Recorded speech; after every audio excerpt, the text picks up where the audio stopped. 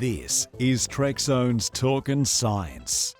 Southern Launch have signed a memorandum of understanding with UK-based Space Forge for satellite returns.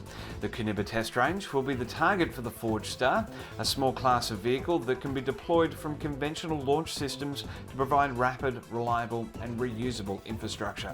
The Koonibba range is around half the size of Space Forge's entire home country of Wales and is located close to the Whalers Way orbital launch complex for refurbished vehicles to fly again.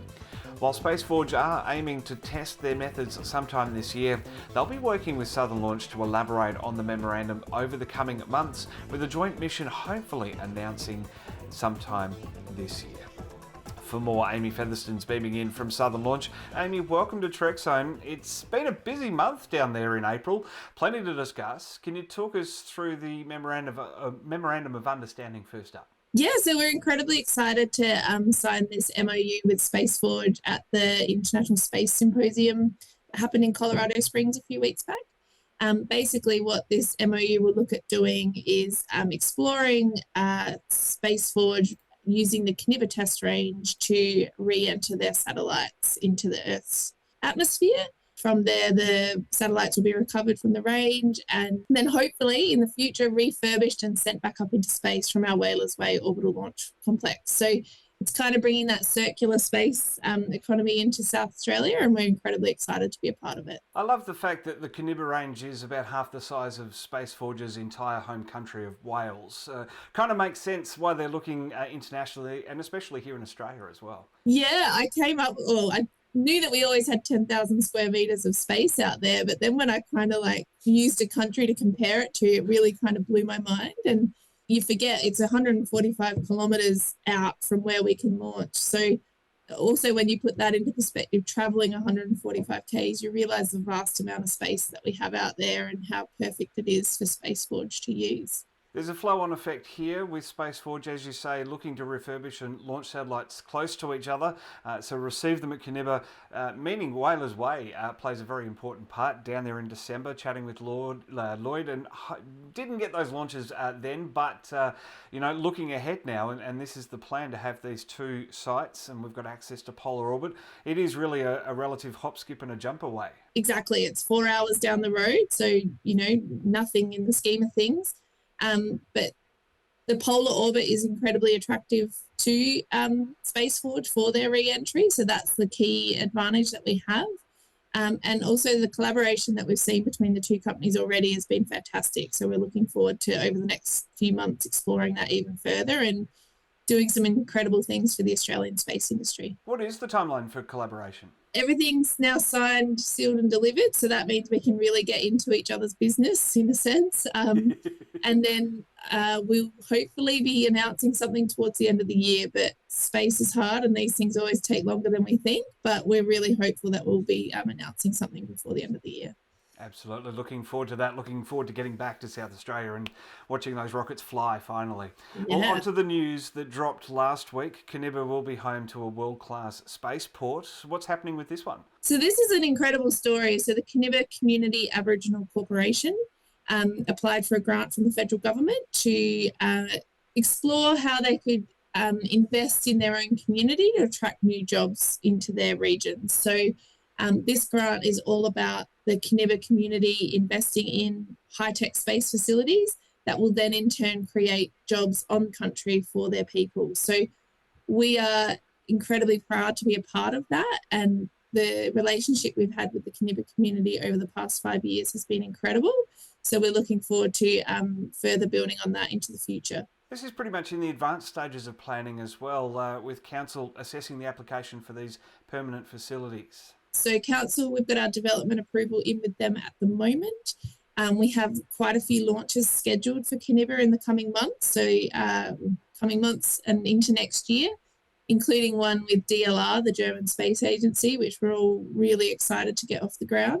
So, yeah, once that development approval comes through, it'll be all systems go in bringing that range up to world-class standard. Now, CEO Lloyd Damp he's been on the show a few times over the years. He's spoken about the strong desire to work with the local community. The Koonibba Aboriginal Corporation is fully on board. Obviously, it's their grant that has been successful here. They're even looking to build an observatory on site as well.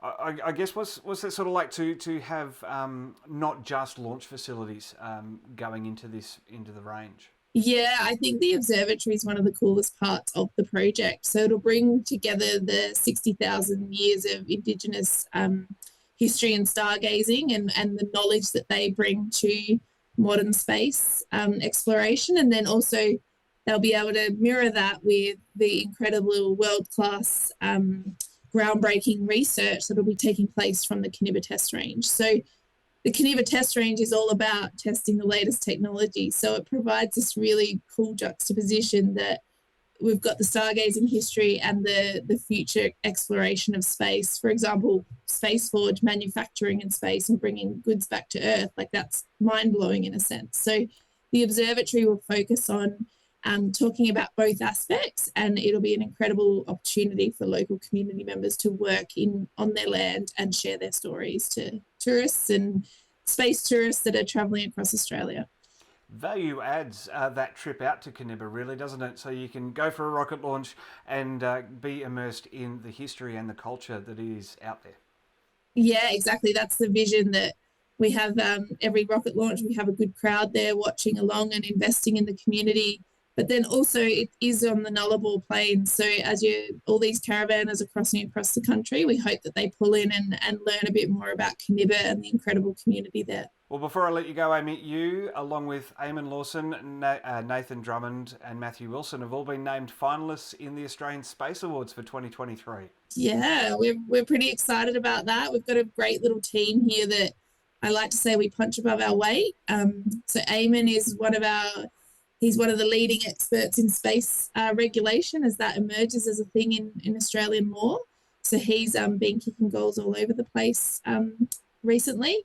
And then Nathan and Matthew are two of our young graduates that have actually moved from the eastern states to South Australia. So we like to claim that we've lured them over to South Australia, and they've come to discover how amazing Adelaide is. So incredibly excited for next week. And a Southern Launch is also up for 2 awards as Small Medium Enterprise of the Year and Launch Provider of the Year. So we've really got our fingers crossed that we take home one of the prizes. And we also can't forget you as well as the Media and Comms Manager. You're also up for an award. Very humble there. Yeah, I'm up for the award for a few things, but I think namely trying to do a live stream of a launch all on my own. I think that's probably why I got through to the finalists, because that was a pretty incredible thing to pull off. Although the rocket didn't get off the ground, I was pretty happy that I got all my things operating correctly in the lead up. Certainly makes it a challenge when the whole basis for the live stream, the whole idea of the content is completely thrown out the window. Yeah, exactly. And then you're pretty gutted yourself and have to jump on and talk to a couple of thousand people and say, sorry guys, the rocket has failed, but we'll be back next time for bigger and better things, fingers crossed. Yeah, absolutely. And for me, at the end of that launch opportunity last year, straight in the car and straight over to Adelaide for a flight home. So, the challenges of rocket launches, this is, what we're facing here in Australia, and we're going to tackle it head on. It is absolutely incredible. Amy, good luck to you and the entire team and the company as well. Lloyd has done a fantastic job to really build it from the ground up. So looking forward to seeing the winners announced in Sydney. That is in the next couple of weeks. Thanks for being in, Amy. Good luck as each of these plans progress, and we'll be seeing you next week at the 15th Space Forum. Yeah, I look forward to seeing you there. You're an honorary part of the team, Matt, so we'll have to catch up.